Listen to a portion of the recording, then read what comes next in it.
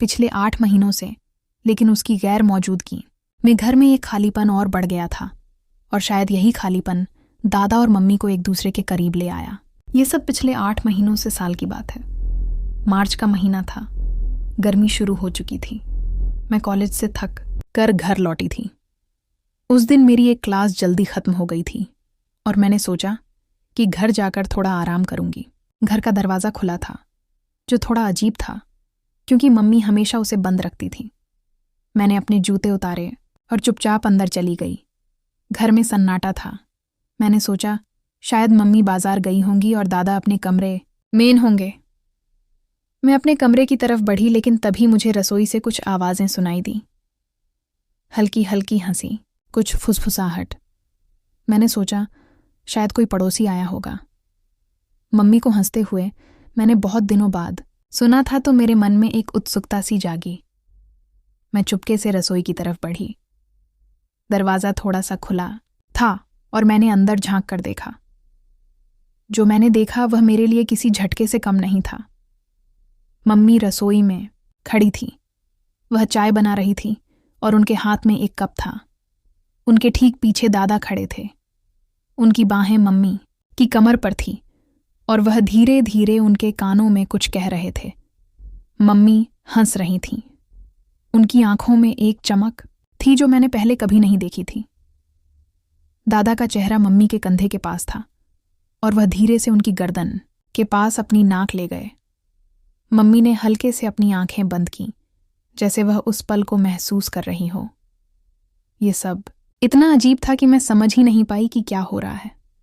मेरा दिल जोर जोर से धड़क रहा था। मैं चुपचाप पीछे हट गई और अपने कमरे में चली गई। मैंने दरवाज़ा बंद किया और बिस्तर पर बैठ गई। मेरे दिमाग में सवालों का तूफान उठ रहा था। क्या मैंने जो देखा वह सच था? मैंने सोचा कि शायद मैं गलत समझ रही हूं। शायद वह बस हंसी मजाक कर रहे थे, लेकिन मेरे दिल को यकीन नहीं हो रहा था। मैंने अपने आप को शांत करने की कोशिश की। मैंने सोचा कि शायद यह एक बार की बात हो, लेकिन फिर भी मेरे मन में एक शक का बीज पड़ गया था। उस दिन के बाद मैंने दादा और मम्मी पर नज़र रखनी शुरू कर दी। अगले कुछ दिन मैंने गौर किया कि दिन में सब कुछ सामान्य था। मम्मी सुबह उठती, नाश्ता बनाती, दादा को चाय देती। दादा अपने अखबार में खोए रहते और मम्मी घर के काम में लगी रहती। लेकिन कुछ तो बदला हुआ था।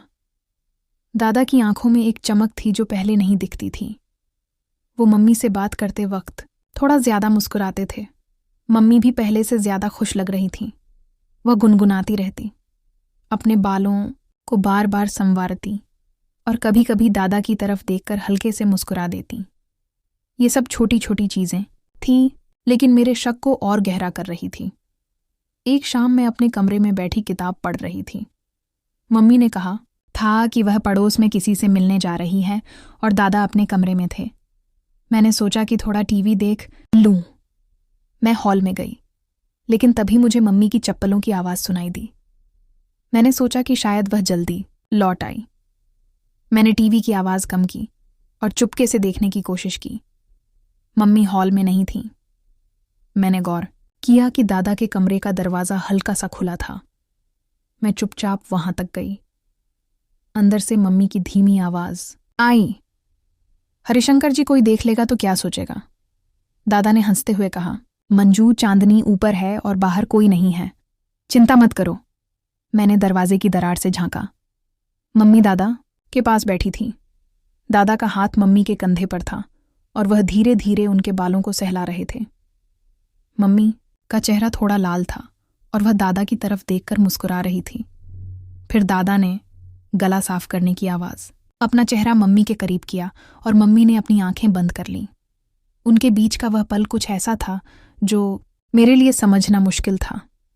मैं चुपचाप पीछे हट गई और अपने कमरे में आ गई। मेरा दिमाग सुन्न हो गया था। कुछ दिन बाद एक रात में देर तक पढ़ाई कर रही थी। करीब 10 बजे होंगे। मैंने सोचा कि पानी पीकर सो जाऊं। मैं अपने कमरे से निकली और किचन की तरफ बढ़ी। तभी मैंने देखा कि दादा अपने कमरे से निकलकर मम्मी के कमरे की तरफ जा रहे थे। वह चुपचाप चल रहे थे, जैसे किसी को पता ना चले। मम्मी का कमरा पहली मंजिल पर था और दादा का कमरा नीचे। मैंने सोचा कि शायद उन्हें कोई काम हो, लेकिन फिर मैंने देखा कि मम्मी के कमरे का दरवाज़ा हल्का सा खुला और दादा अंदर चले गए। दरवाज़ा बंद हो गया। मैं वहीं सीढ़ियों पर खड़ी रह गई। मेरा दिल फिर से तेजी से धड़कने लगा। मैंने हिम्मत की और चुपके से मम्मी के कमरे के पास गई। दरवाजे के नीचे से हल्की रोशनी आ रही थी। मैंने कानों को दरवाजे से सटा दिया। अंदर से हल्की हल्की बातें सुनाई दे रही थीं। मम्मी की आवाज़, हरिशंकर जी, अगर चांदनी को पता चल गया तो। और दादा की धीमी हंसी, मंजू वो सो रही है, उसे कुछ नहीं पता। फिर कुछ देर के लिए सन्नाटा छा गया और फिर कुछ ऐसी आवाज़ें आईं जो मेरे लिए समझना मुश्किल नहीं था।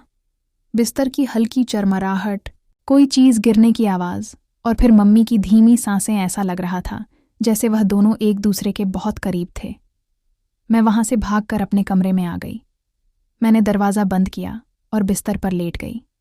मेरी सांसें तेज थीं और मेरा शरीर कांप रहा था। ये क्या था? मेरी आंखों के सामने वहीं सब घूम रहा था।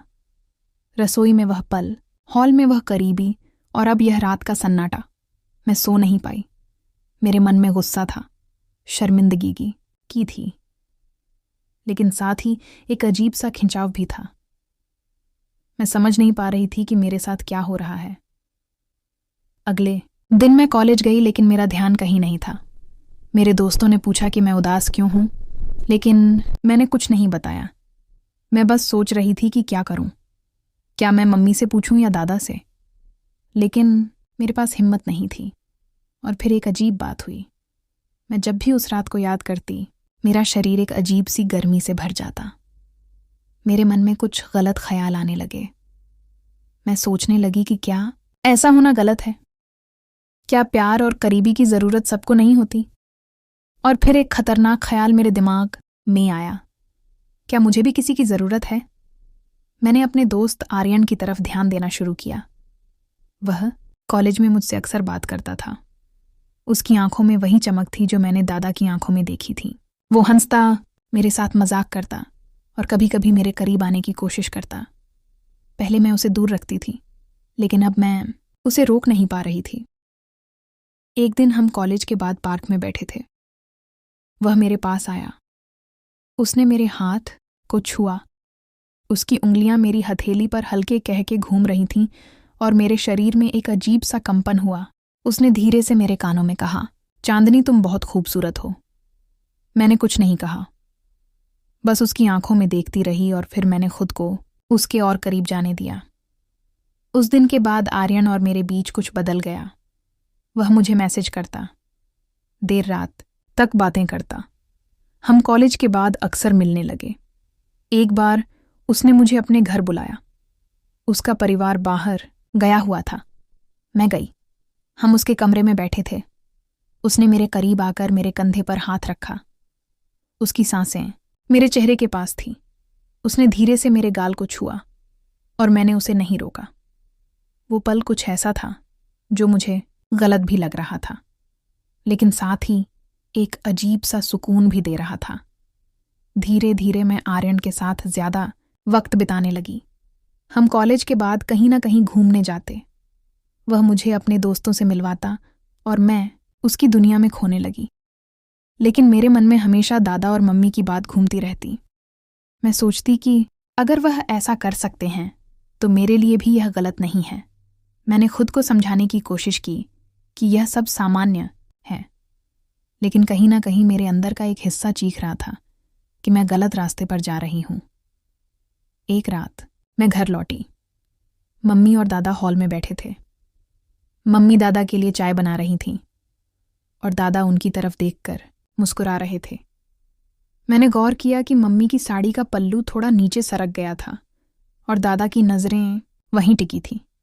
मम्मी ने हल्के से अपने बालों को ठीक किया और दादा ने अपना हाथ मम्मी की तरफ बढ़ाया। मैं चुपचाप अपने कमरे में चली गई, लेकिन वह दृश्य मेरे दिमाग से नहीं गया।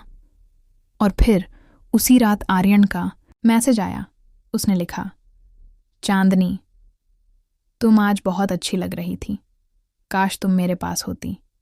मैंने जवाब दिया, काश मैं भी तुम्हारे पास होती।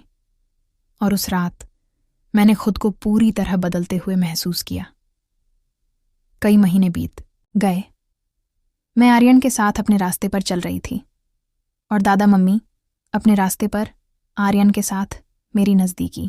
अब एक आदत बन गई थी। मैं दिन में कॉलेज जाती, लेकिन मेरा मन कहीं और रहता। क्लास में बैठकर मैं आर्यन के मैसेज पढ़ती, उसकी बातों में खो जाती।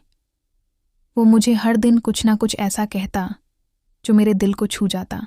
एक दिन उसने मुझे फिर से अपने घर बुलाया। मैं गई। उसका कमरा हल्की रोशनी से भरा था और वहां एक अजीब सा सन्नाटा था। वह मेरे पास आया। मैंने कुछ नहीं कहा, बस खुद को उसके और करीब जाने दिया। वह पल कुछ ऐसा था जो मुझे हर बार और गहरे तक ले जा रहा था। मैंने अपनी आंखें बंद कर लीं और